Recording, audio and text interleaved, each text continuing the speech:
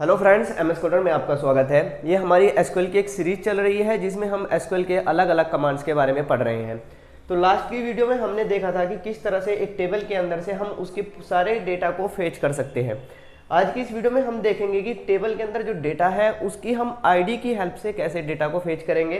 तो यहाँ पर हमने एक टेबल लिया हुआ है जिसका नेम है यहाँ पर यूज़र, और इस टेबल के अंदर हमने कुछ कॉलम्स ली हुई है। पहली कॉलम है हमारी आईडी, सेकंड कॉलम है हमारे नेम, फिर है एड्रेस और फिर यहाँ पर है एज।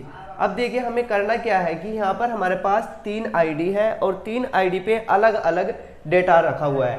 पहली आईडी पे जो डेटा है उसमें नेम है राहुल, उसका फिर एड्रेस है और उसका फिर यहाँ पर एज है।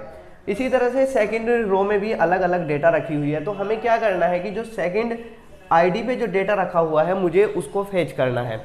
तो देखिए उसको फेच करने के लिए जो हमारे पास कमांड्स होती है वो यहाँ पर हमने लिखी हुई है। कमांड्स इस तरह से है, सबसे पहले हमें लेना है सेलेक्ट, फिर लेना है स्टार। स्टार का मतलब होता है एवरीथिंग, यानी कि सब कुछ।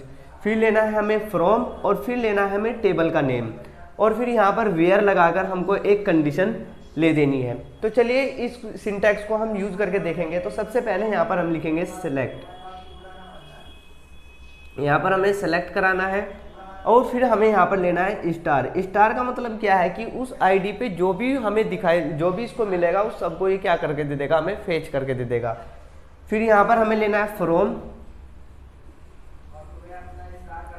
और फिर यहाँ पर हमें लेना है टेबल का नेम। तो टेबल का नेम है यहाँ पर यूज़र, तो हम यहाँ पर यूज़र ले लेंगे और फिर यहाँ पर हम लगाएंगे वेयर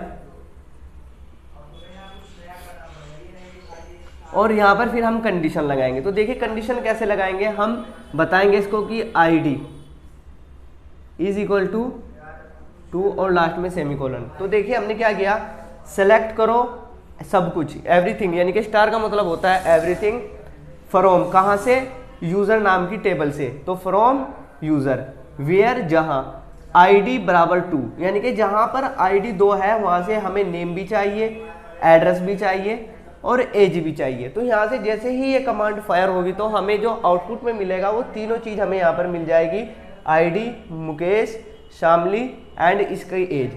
सपोज कीजिए कि हमें यहाँ पर सिर्फ उसका मुकेश, जहाँ पर मुकेश है उसका केवल हमें यहाँ पर एड्रेस चाहिए, हमें उसकी एज या आईडी नहीं चाहिए। तो उसके लिए क्या क्वेरी बनेगी, तो देखिए सेलेक्ट, जो हमें चाहिए यानी कि जो हमें आउटपुट में चाहिए वो हमें यहाँ पर ले देनी है। तो हमें चाहिए एड्रेस, कहाँ से, अपनी टेबल का नाम लिख देंगे। तो टेबल का नेम है हमारा यूज़र और फिर लास्ट में यहाँ पर लेंगे हम कंडीशन। तो वेयर, कंडीशन से पहले हम यहाँ पर वेयर यूज़ करेंगे। नेम, तो यहाँ पर हम ले देंगे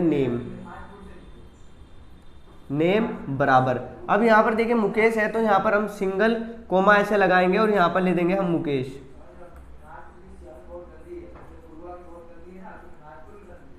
और लास्ट में सेमीकोलन।